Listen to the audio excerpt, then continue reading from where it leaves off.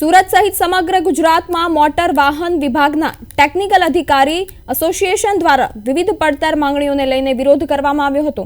સતત બીજા દિવસે સુરત આરટીઓ વિભાગના ટેકનિકલ અધિકારીઓ અને નોન ટેકનિકલ સ્ટાફે કાળી પટ્ટી ધારણ કરી વિરોધ દર્શાવ્યો હતો અને સાથે જ માંગણીઓ નહીં સંતોષાય તો માસ સીએલ સહિત ઉગ્ર વિરોધની ચીમકી પણ ઉચ્ચારવામાં આવી હતી।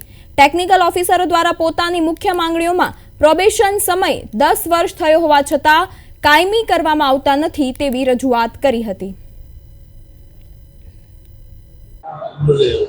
અમારી રજૂઆત એવી છે કે રાઉન્ડ ધી ક્લોક ચેકિંગ દરમિયાન માળખાગત સુવિધાઓનો અભાવ છે, તેમજ અમારા ડિપાર્ટમેન્ટમાં જેટલા પણ ઇન્સ્પેક્ટર્સ તેમજ આસિસ્ટન્ટ ઇન્સ્પેક્ટર્સ 700 જેટલા ઇન્સ્પેક્ટર્સ છે જે લોકો ફરજ બજાવી રહ્યા છે અને તેમને આજ દિન સુધી જે પણ તકલીફો પડી છે એ બાબતે સરકારશ્રીને અમારી નમ્ર રજૂઆત છે કે જેના આધારે અમારા જે પડતર પ્રશ્નો છે એનો નિરાકરણ ઝડપથી આવે।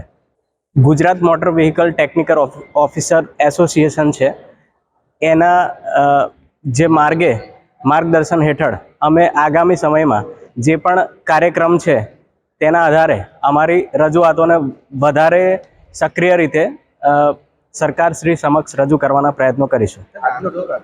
આજના કાર્યક્રમમાં એવું છે કે અમારા જે કચેરીના વડા છે તેમને અમારી જે રજૂઆતો છે એ બાબતે અમે આ રીતે આવેદનપત્ર આપવાના છીએ, જેના દ્વારા અમારા કચેરીના વડા વિભાગ સમક્ષ તેમજ સરકારશ્રી સમક્ષ અમારી રજૂઆતોને આગળ પહોંચાડી શકે।